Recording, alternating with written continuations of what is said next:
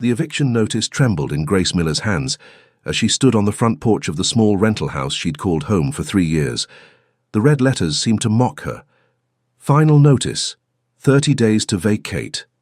Behind her, she could hear 4-year-old Tyler playing with his toy trucks, blissfully unaware that their world was about to crumble once again.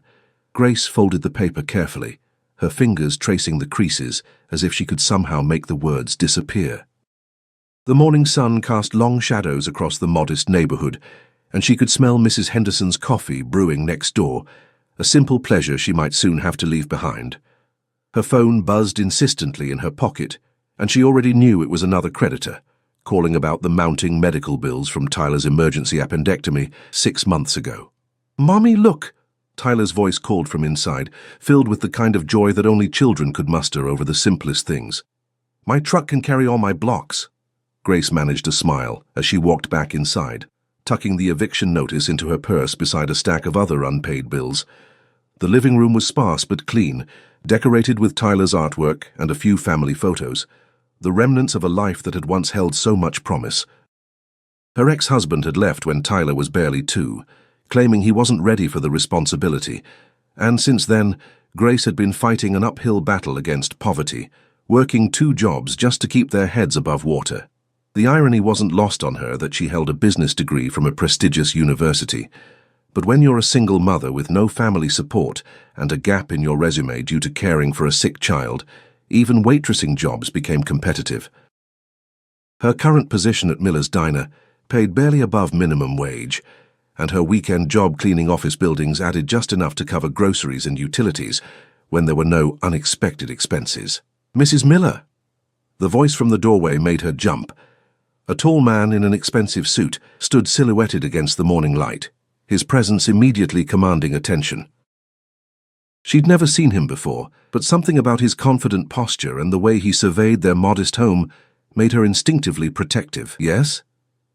Grace moved closer to Tyler, who had stopped playing to stare at the stranger with wide, curious eyes. "I'm Marcus Wellington. I believe we have some business to discuss." The name meant nothing to her, but the way he said it suggested it should. Marcus Wellington stepped inside without invitation, his dark eyes taking in every detail of their home with the calculating gaze of someone accustomed to evaluating investments. He was younger than she'd expected, perhaps mid-30s, with the kind of sharp features and impeccable grooming that spoke of wealth and power. "I'm sorry, but I think there's been some mistake," Grace said, instinctively stepping between the stranger and her son. "I don't know you, and I certainly don't have any business with you." Marcus pulled out his phone and showed her a photograph that made her blood run cold. It was her father, Richard Miller, shaking hands with a much older man in what appeared to be an expensive restaurant. The timestamp showed it was taken just 3 weeks ago. "Your father owes my family a considerable sum of money," Marcus said, his voice carrying the kind of authority that suggested he wasn't accustomed to being questioned. $2 million to be exact, money that was borrowed with very specific terms attached. Grace felt the world tilt beneath her feet. Her father had been out of her life for over 5 years, ever since her mother's funeral, when they'd had a bitter argument about his gambling debts and questionable business associates. She'd known he had problems, but $2 million was beyond anything she could have imagined. "That has nothing to do with me," she said firmly, though her voice betrayed her growing panic. "I haven't spoken to my father in years. Unfortunately, the contract he signed says otherwise." Marcus produced a thick folder from his briefcase, spreading several legal documents across her coffee table with practiced efficiency. "When he couldn't repay the loan, he offered your hand in marriage as collateral for an extended payment plan. A rather old-fashioned solution, I'll admit, but my grandfather was quite specific in his terms." The words hit Grace like physical blows. Marriage as collateral? In what century did this man think they were living? She stared at the documents, trying to make sense of the legal language that seemed to swim before her eyes. "This is insane," she whispered. "You can't just—" "People don't do this anymore. It's not legal. It can't be legal." "I'm afraid it is," Marcus replied, though something in his expression suggested he wasn't entirely comfortable with the situation either. "The contract was witnessed and notarized. Your father signed away your right to refuse in exchange for a stay of execution on his debt. Quite literally, in this case." Tyler had abandoned his toys and was now clinging to Grace's leg, sensing the tension in the room, even if he couldn't understand the words. Grace's mind raced, trying to find some escape from this nightmare scenario. She thought of the eviction notice in her purse, the medical bills, the empty refrigerator she'd been planning to stock after her next paycheck. "And if I refuse?" she asked, though she already suspected the answer. "Then my family will collect what's owed in other ways," Marcus said simply. "Your father made some very poor choices, Mrs. Miller. He borrowed money from people who always collect their debts one way or another." The implied threat hung in the air between them like smoke. Grace looked down at Tyler's trusting face, then back at the man who had just turned her world upside down. She was trapped, caught in a web of her father's making with no apparent way out. "How do I know you're telling the truth?" she demanded. This could all be some elaborate scam. Marcus's expression softened slightly, and for a moment she caught a glimpse of something almost human beneath the corporate facade. He pulled out his phone again and dialed a number, putting it on speaker. "Richard, it's Marcus Wellington. I'm here with your daughter." Her father's voice, older and more defeated than she remembered, crackled through the speaker. "Grace, sweetheart, I'm so sorry. I never meant for it to come to this, but I had no choice. These people, they would have killed me." The conversation that followed confirmed her worst fears. Her father had indeed signed a contract offering her in marriage to settle his debts, and the men he owed money to were not the kind to accept excuses or delays. The choice, it seemed, was between marrying a stranger and watching her father die, possibly placing herself and Tyler in danger as well. As Marcus ended the call and began gathering his documents, Grace felt the last of her illusions about having control over her life crumble away. She was about to ask when this supposed marriage was supposed to take place when Tyler tugged on her sleeve. "Mommy," he whispered loudly, "is the fancy man going to be my new daddy?" The innocent question hung in the air, and Grace saw something flicker across Marcus's face. Surprise, perhaps, or something that might have been regret. For the first time since he'd arrived, he seemed uncertain, as if he hadn't fully considered all the implications of his family's arrangement. The silence that followed Tyler's innocent question stretched uncomfortably between the three of them. Grace watched as Marcus Wellington's carefully composed expression faltered for just a moment, his dark eyes shifting from her to the small boy who was still clinging to her leg with the trust that only children possessed. "We need to discuss the terms," Marcus said finally, his voice noticeably softer than before. He glanced around the modest living room again, but this time his assessment seemed less calculating and more thoughtful. Perhaps somewhere more private. Grace looked down at Tyler, who was still staring at Marcus with the unabashed curiosity of a 4-year-old. "Tyler, sweetheart, why don't you go play in your room for a little while? Take your trucks with you." "But I want to hear about the fancy man," Tyler protested, his lower lip jutting out in a pout that Grace knew all too well. "I'll explain everything later, I promise," she said, gently steering him toward the hallway. "Maybe you can build that big garage you were talking about." Tyler's face brightened at the prospect, and he gathered his toys with the single-minded focus that children brought to their favorite activities. Once she heard his bedroom door close, Grace returned to find Marcus standing by the window, staring out at the street with an expression she couldn't quite read. "You have a son," he said without turning around. It wasn't a question, but there was something in his tone that suggested this detail had complicated his plans. "Tyler is everything to me," Grace replied firmly. "Whatever this arrangement is supposed to be, he's not negotiable. I won't let him be hurt or confused or used as leverage." Marcus turned to face her, and she was surprised to see what looked like genuine concern in his eyes. "I wouldn't dream of harming a child, but you need to understand, this isn't just about a marriage certificate. My grandfather's will specifies that the union must appear legitimate for at least 1 year. That means living together, public appearances, convincing people that we're actually committed to each other." The reality of what he was describing hit Grace like a physical blow. A year of pretending to be married to this stranger, of disrupting Tyler's life, of living a lie that could fall apart at any moment. She sank onto the couch, suddenly feeling exhausted despite the early hour. "Tell me about your grandfather," she said quietly. "Why would someone write such a condition into a will?"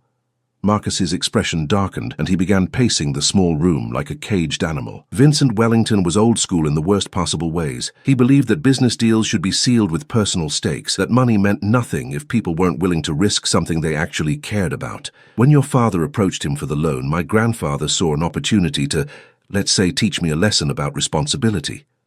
"What kind of lesson?" that I need to settle down, start a family, stop what he called my reckless bachelor lifestyle. Marcus's voice carried a bitter edge.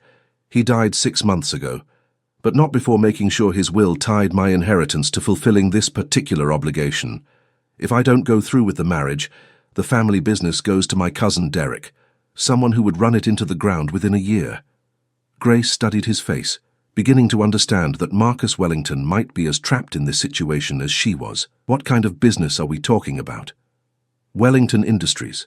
We own hotels, restaurants, shipping companies. About 40,000 employees worldwide depend on our decisions. He stopped pacing and looked directly at her. I won't let Derek destroy what 3 generations of my family built just because I refuse to play my grandfather's games. The scope of what he was describing was almost impossible for Grace to comprehend. 40,000 employees, more people than lived in her entire town. The responsibility of that many livelihoods resting on his shoulders suddenly made Marcus Wellington seem less like an arrogant stranger and more like someone carrying an enormous burden. "So we're both trapped," she said softly. "It appears so." Marcus sat down across from her, and for the first time since he'd arrived, he seemed to shed some of his corporate armor. "But I want you to know that I'll do everything I can to make this bearable for you and your son.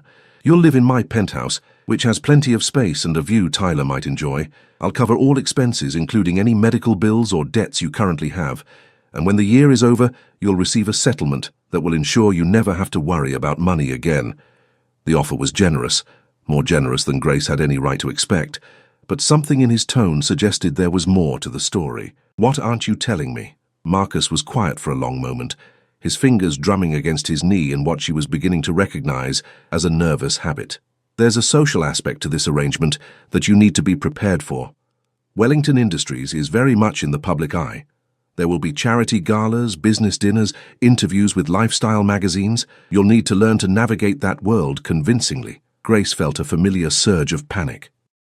The idea of being scrutinized by high society, of having to pretend sophistication she didn't possess, was terrifying. "I'm not exactly socialite material," she said, gesturing to her worn jeans and simple sweater. "That can be addressed," Marcus replied, though his tone suggested he was already mentally calculating the challenges involved. "Personal shoppers, etiquette coaches, whatever you need. The important thing is that we present a united front." "And Tyler?" Grace asked, the most important question of all. "He'll have the best of everything.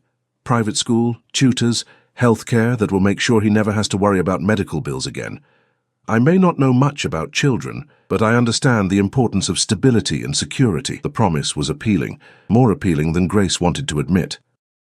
Tyler deserved opportunities she'd never been able to give him, and the financial security Marcus was offering would eliminate the constant stress that had been her companion for years. But there was still something that didn't make sense. "Why haven't you just hired an actress?" she asked. "Surely someone in your position could find a woman willing to play the role without all the complications of my father's debt." Marcus's expression became unreadable again. "My grandfather was very specific. It had to be you, Grace Miller. He investigated your father's situation thoroughly before agreeing to the loan. He knew about you, about Tyler, about your circumstances. In his mind, this arrangement served multiple purposes. It got him a daughter-in-law he considered suitable and gave you a way out of poverty." The revelation that she'd been researched and evaluated like a business investment was unsettling, but it also raised new questions. "Suitable how? You have a college degree, but you've been working service jobs to support your son. You're not after money or status, you're just trying to survive. My grandfather respected that kind of determination." Marcus paused, his expression softening slightly. "From what I've observed this morning, I think his assessment was accurate." Grace wasn't sure whether to be flattered or insulted by this clinical evaluation of her character. Before she could respond, Tyler's voice called out from his bedroom, "Mommy, I finished my garage. Can the fancy man come see?" The innocent enthusiasm in her son's voice reminded Grace of what was really at stake here. This wasn't just about her pride or her comfort. It was about Tyler's future, his security, his chances at a life she could never provide on her own. "We'll need to tell him something," she said quietly. "We'll figure it out together," Marcus replied, and something in his voice suggested that he meant it. "This doesn't have to be adversarial, Grace. We're both intelligent adults facing an impossible situation. Maybe we can find a way to make it work for everyone involved." As if summoned by their conversation, Tyler appeared in the doorway, his face bright with excitement and his hands covered in the kind of creative mess that came from ambitious building projects. He looked between Grace and Marcus with the expectant expression of a child who assumed all adults shared his enthusiasm for toy trucks and block constructions. "Can you come see my garage now?" he asked Marcus directly, apparently having decided that anyone his mother was talking to for this long must be worth knowing. Grace watched as Marcus Wellington, billionaire CEO and reluctant groom, looked down at her 4-year-old son and seemed to realize that this arrangement was going to be far more complicated than any business deal he'd ever negotiated. 3 weeks later, Grace stood in the marble foyer of Marcus Wellington's penthouse, watching Tyler's eyes grow wide as he took in the floor-to-ceiling windows that offered a breathtaking view of the city skyline. The moving truck had just left, taking with it the few possessions they'd brought from their old life, mostly Tyler's toys and Grace's small collection of books and family photos. "Mommy, is this really where we're going to live?" Tyler whispered, his voice echoing slightly in the vast space. He was clutching his favorite stuffed elephant, Peanut, and Grace could see the mixture of excitement and uncertainty in his expression. "For a while." "Yes," Grace replied, trying to keep her voice steady. The past 3 weeks had been a whirlwind of legal paperwork, quiet courthouse wedding ceremony, with only Tyler and Marcus's lawyer as witnesses, and crash courses in everything from wine tasting to proper table settings. She still felt like she was playing dress-up in someone else's life. Marcus emerged from what she assumed was his home office, having shed his suit jacket for a more casual button-down shirt that somehow made him seem more approachable. Over the past weeks, Grace had begun to notice small details about him. The way he unconsciously straightened his tie when he was thinking, how he always held doors open without making a show of it, the genuine patience he'd shown when Tyler had peppered him with questions during their few interactions. "Tyler, would you like to see your new room?" Marcus asked, his tone carefully neutral. Grace had noticed that he seemed unsure how to interact with her son, as if children were a foreign species he'd never encountered before. Tyler nodded enthusiastically and followed Marcus down a hallway lined with expensive artwork that Grace was fairly certain cost more than she'd earned in the past 5 years combined. She trailed behind them, still feeling like an intruder in this pristine world of marble and crystal. The room Marcus showed them made Tyler gasp with delight. It was enormous by their old standards, with its own bathroom and a reading nook by the window. But what really captured Tyler's attention was the elaborate train set that dominated one corner of the room, complete with mountains, bridges, and a small village populated with tiny figures. "Is that day for me?" Tyler asked, his voice hushed with awe. "If you'd like it," Marcus replied, and Grace caught something almost vulnerable in his expression as he watched Tyler's reaction. "I wasn't sure what 4-year-olds enjoyed, so I may have overcompensated." Tyler was already kneeling beside the train set, his eyes following the intricate track layout with the intense focus he brought to anything mechanical. "Can I make it go?" "Of course." Marcus showed him the control panel, and within moments the room filled with the sound of tiny trains chugging along their tracks. Tyler's delighted laughter was the most natural sound this elegant apartment had probably ever heard. Grace felt tears prick her eyes as she watched her son's joy, but also a growing unease about the disparity between this world and the one they'd left behind. How was she supposed to explain to Tyler that this was temporary, that in a year they'd go back to worrying about rent and grocery money? "He seems to approve," Marcus said quietly, appearing beside her as Tyler became absorbed in exploring the train set's various features. "He's never had anything like this," Grace admitted. "I'm worried about what happens when the year is over," Marcus finished. "We don't have to make those decisions now." There was something in his tone that made her look at him more closely. Over the past weeks, she'd begun to realize that Marcus Wellington was more complex than his corporate facade suggested. He'd been unfailingly polite and considerate, but she'd also caught glimpses of something else, a loneliness that seemed to mirror her own, moments when his careful control slipped just enough to reveal someone who seemed as uncertain about this arrangement as she was. Their conversation was interrupted by Tyler's excited voice. "Marcus, the little people in the village moved too." The use of Marcus's first name was new, and Grace saw something shift in Marcus's expression, surprise, perhaps, or pleasure. He'd been Mr. Wellington for the first few meetings, but Tyler had gradually worn down his formality with the persistent friendliness that only children could manage. "They do indeed," Marcus said, walking over to kneel beside Tyler. "And if you press this button, the drawbridge goes up and down." As Grace watched the two of them examine the train set together, Marcus pointing out various features, while Tyler provided an enthusiastic running commentary, she felt the strangest sensation. For just a moment, they looked like a family. The thought was dangerous and foolish, but she couldn't shake it. Her phone rang, interrupting the domestic scene. The caller ID made her stomach clench. Dr. Patterson's office. Tyler's pediatrician had been monitoring some concerning symptoms that had developed over the past month. Fatigue, occasional fevers, bruising that seemed to appear without cause. "Excuse me," she said, stepping into the hallway to take the call. "Mrs. Miller, this is Dr. Patterson. I have Tyler's blood work results and I'd like you to bring him in as soon as possible." The careful neutrality in the doctor's voice sent ice through Grace's veins. "What's wrong?" "I'd rather discuss this in person, but Tyler's white blood cell count is elevated and there are some other indicators that concern me. I've already spoken with a pediatric hematologist at Children's Hospital and she can see Tyler tomorrow morning."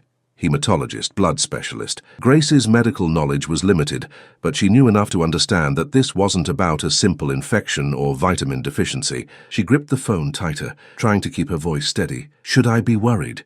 "Let's just say I want to rule out some possibilities as quickly as possible," Dr. Patterson replied. "Mrs. Miller, I want you to know that if this is what I suspect it might be, Children's Hospital has one of the best pediatric oncology programs in the country." Oncology. Cancer. The word hit Grace like a physical blow, and she had to lean against the wall to keep from collapsing. Tyler, her bright, energetic, curious Tyler, might have cancer. The train sounds from his new room suddenly seemed to come from very far away. "I'll be there tomorrow," she managed to say before ending the call.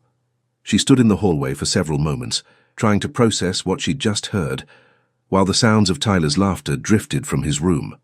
When she finally returned, she found Marcus and Tyler building an elaborate traffic jam with toy cars around the train tracks. "Mommy, look," Tyler called out. "We made the cars go through the tunnel." Grace forced a smile, but Marcus was watching her face with the sharp attention she'd noticed he brought to everything. When Tyler became absorbed in creating sound effects for his traffic jam, Marcus moved closer to her. "What's wrong?" he asked quietly. Grace shook her head, not trusting her voice. How could she explain that their careful arrangement, their business deal masquerading as a marriage, had just become irrelevant? That Tyler might be facing something that no amount of money or pretense could fix. "Grace." Marcus's voice was gentle but insistent.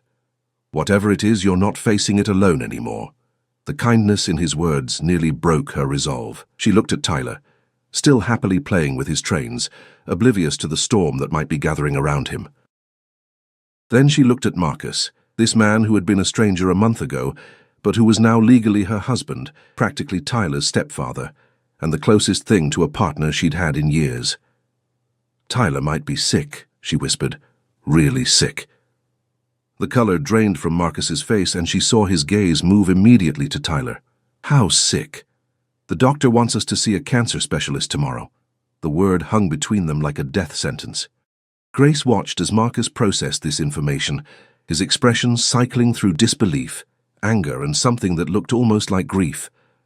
When he spoke again, his voice carried the same authority she'd heard that first day, but now it was directed at fighting for Tyler rather than negotiating a business arrangement.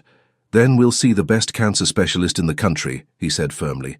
"Money is no object. Whatever Tyler needs, the best doctors, the best treatment, experimental options if necessary. He'll have it." The fierce protectiveness in Marcus's voice surprised Grace. This was supposed to be a temporary arrangement, a business deal with clear boundaries. But as she watched him look at Tyler with genuine concern, she realized that somewhere in the past 3 weeks, the lines had begun to blur.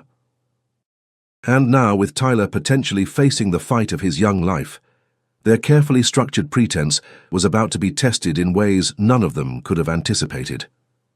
The fluorescent lights of Children's Hospital cast everything in harsh relief as Grace sat in the consultation room, Tyler curled up in her lap while Marcus paced near the window. Sarah Chen, the pediatric hematologist, had been examining Tyler's test results for what felt like hours, though Grace knew it had only been minutes. "The good news," Dr. Chen said finally, setting down Tyler's chart with a gentle smile, is that Tyler doesn't have cancer. Grace felt her entire body sag with relief, and she buried her face in Tyler's hair, breathing in his familiar scent of strawberry shampoo and childhood innocence. Beside them, Marcus stopped pacing abruptly, his shoulders dropping as tension she hadn't realized he'd been carrying finally released. However, Dr. Chen continued, her expression becoming more serious, Tyler does have a genetic blood disorder called ITP, idiopathic thrombocytopenic purpura. It's manageable, but it will require ongoing treatment and monitoring. What does that mean? Marcus asked, moving closer to Grace and Tyler. Over the past month, Grace had noticed how he'd gradually shortened the physical distance between them during stressful moments, as if his presence could somehow provide protection. Dr. Chen explained that Tyler's immune system was attacking his platelets, making him prone to bruising and bleeding. With proper medication and regular checkups, he could live a completely normal life, but the treatment would be expensive and long-term. The monthly medication costs alone will be around $8,000, Dr. Chen said apologetically. Insurance often covers a portion, but cost isn't a concern, Marcus interrupted firmly. Whatever Tyler needs. As they left the hospital an hour later with a treatment plan and appointment schedule, Grace felt overwhelmed by relief and gratitude. Tyler skipped between them, chattering excitedly about the cool machines he'd seen and already planning what he'd tell his new preschool friends about his special blood. I can't believe you're willing to pay for all this, Grace said quietly as they reached Marcus's car. The treatment, the specialist visits, it's going to cost hundreds of thousands of dollars over the years. Marcus stopped walking and turned to face her, his expression more serious than she'd ever seen it. Grace, do you really think I'd let Tyler suffer because of money? The question revealed something that Grace had been trying to ignore for weeks. Somewhere between the first awkward dinner at the penthouse and Tyler's bedtime stories that Marcus had begun joining, their arrangement had evolved into something none of them had planned. That evening, after Tyler had fallen asleep, exhausted from the emotional day, Grace found Marcus in his study, staring out at the city lights with a glass of untouched scotch in his hand. Thank you, she said simply, for everything today, for Tyler's treatment, for caring about him. Marcus turned from the window, and in the soft lamplight she could see something vulnerable in his expression. It's more than that, Grace. These past weeks, watching you with Tyler, being part of your daily routines, I've realized something I never expected. Grace's heart began beating faster, though she wasn't sure why. I've fallen in love with you, Marcus continued, his voice quiet but steady. Both of you. This started as an obligation, but somewhere along the way it became real, at least for me. The confession hung between them in the quiet study. Grace felt her carefully constructed walls, the ones she'd built to protect herself from hoping for too much, beginning to crumble. She thought about the small kindnesses she'd noticed, how Marcus always saved the last of the coffee for her in the mornings, the way he'd learned Tyler's bedtime routine without being asked, how he'd started buying the specific brand of yogurt Tyler preferred without any discussion. Marcus, she began, but he held up a hand. I know this complicates everything. I know you didn't sign up for real feelings, and I'm not asking you to feel the same way, but I needed you to know that when this year is over, if you choose to leave, it won't be easy for me. Grace studied his face, seeing past the corporate confidence to the man underneath, someone who'd grown up with wealth but not warmth, who'd learned to manage businesses but not relationships, who'd been strong enough to take care of them but vulnerable enough to admit his feelings. What if I told you, Grace said softly, that I've been falling in love with you too? The surprise that flickered across Marcus's face was genuine and endearing. He set down his scotch and moved closer to her, his eyes searching hers. Are you saying that because you feel grateful? Because you think it's what I want to hear? Grace shook her head, reaching up to touch his cheek. I'm saying it because when Tyler was sick today, the first person I wanted beside me was you. Because you've become part of our family in ways that have nothing to do with contracts or arrangements. Because Tyler asks for you when he has nightmares, and you always come. Marcus leaned into her touch, his eyes closing briefly. I never thought I wanted a family. I was convinced I was too selfish, too focused on business. But Tyler, he's changed everything. And you've shown me what it means to put someone else's needs first. So what happens now? Grace asked. We have 8 more months on the contract. We forget about the contract, Marcus said firmly. We build something real, together, if you'll have me, not as your temporary husband, but as Tyler's stepfather and your actual partner. Grace felt tears prick her eyes as she realized that her father's terrible choice had led to something she'd never dared hope for. A real family, financial security, and love that had grown from the most unlikely circumstances. Tyler's going to be so happy, she said, thinking about her son's innocent questions about whether Marcus would be his forever daddy.